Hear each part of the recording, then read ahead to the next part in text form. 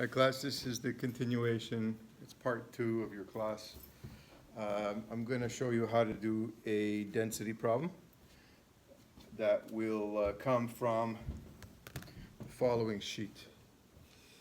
It's going to be, for homework, you're going to have up to, finish up to 130.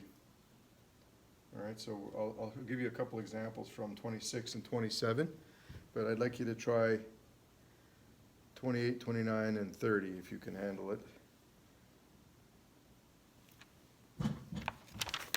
So here are the questions. You can always take a screenshot.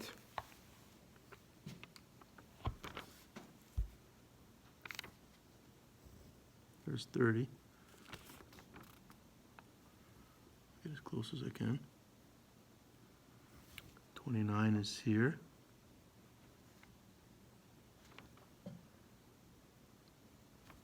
That's 29. And then 27 and 28. So you can take, freeze it, take screenshots. That way you can work on it. And then you will get this handout next week when you show up. The one I worked out for you on the board is 27A, and it says, a sample of carbon tetrachloride, a liquid once used in dry cleaning, has a mass of 39.73 grams and a volume of 25 milliliters at 25 degrees Celsius. What is its density at this temperature? Will carbon tetrachloride float on water? Materials that are less dense than water will float. So, using the density equation, density equals mass over volume.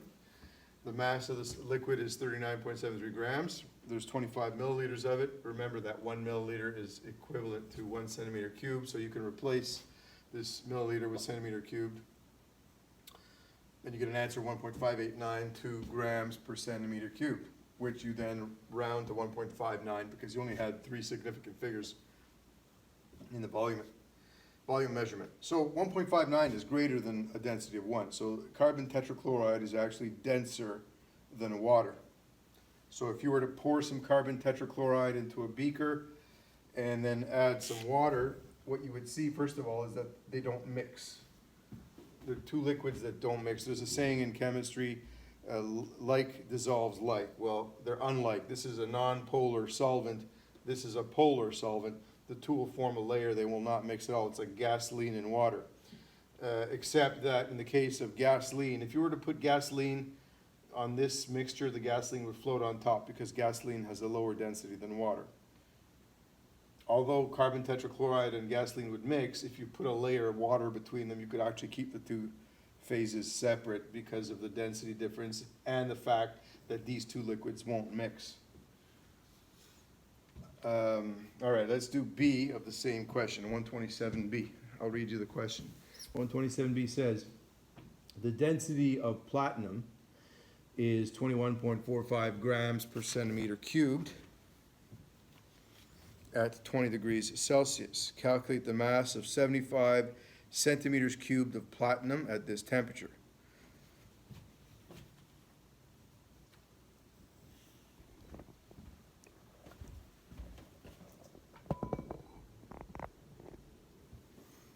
So again, I used the density formula. Density equals mass over volume. What I'm trying to isolate is the mass. So what I did is I multiplied by volume on both sides, and it allows me to cancel the volume. So volume times density gives me the mass. And here's the volume, here's the density. Multiplied the two together, and then I converted it into kilograms just for fun. So 1 kilogram per 1,000 grams. That causes the grams to cancel. The answer after you round it off for the appropriate number of significant figures, which is 4, because you see both of these numbers only have 4 significant figures in them, you get 1.609 kilograms as the answer. In 27C, you might have to rearrange the equation in a different manner to get the answer, so let's read the question first. The density of magnesium is 1.738 grams per centimeter cubed at 20 degrees Celsius. What is the volume of 87.5 grams of this metal at this temperature. So they're looking for the volume now. So what I did, I'll show you how I isolated for volume, starting from the original equation. So density equals mass over volume. I will multiply by volume on both sides. That will get rid of volume on this side and put it in the numerator on the other side. Then I rewrite what I get as a result. So mass is equal to volume times density. Then what I do is I divide by density on both sides. That allows me to cancel density on the left so that volume is left by itself. That's called isolating the variable. And volume is equal to mass over density, and you get a true algebraic expression wherein the thing that you're looking for is isolated all by itself, so you can plug in the numbers that you do know. We do know the mass, and we do know the density. So we plug them into the equation, and if you can overcome the glare, 87.5 divided 1.738 will give you 50.3452244 centimeters cubed. We're only allowed 4 significant figures because there's only 4 numbers here and only 4 numbers there, so our answer shouldn't have more than 4 numbers. And we get 50.35 as our answer, centimeters cubed. Notice how I rounded the 4. I had to decide which way to round it. So when you get 5 or higher, you round up. If it's lower than 5, you round down. And generally that tends to work out in the through averages. Eventually it evens out if you're dealing with a lot of numbers. You're not splitting it unevenly, although it may look like that at first glance. Okay, so that's that for the examples. You should be able to do the homework based on the 2 examples I gave you. And again, the questions I would like you to do for homework are the ones I showed you on the video. In case you missed it the first time, I want you to do 128, 129, and 130 as practice.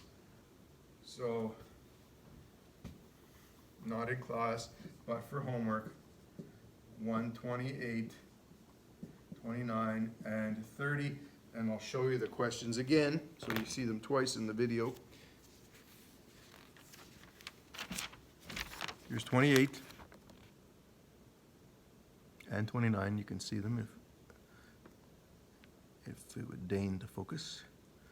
And then 30 is this one.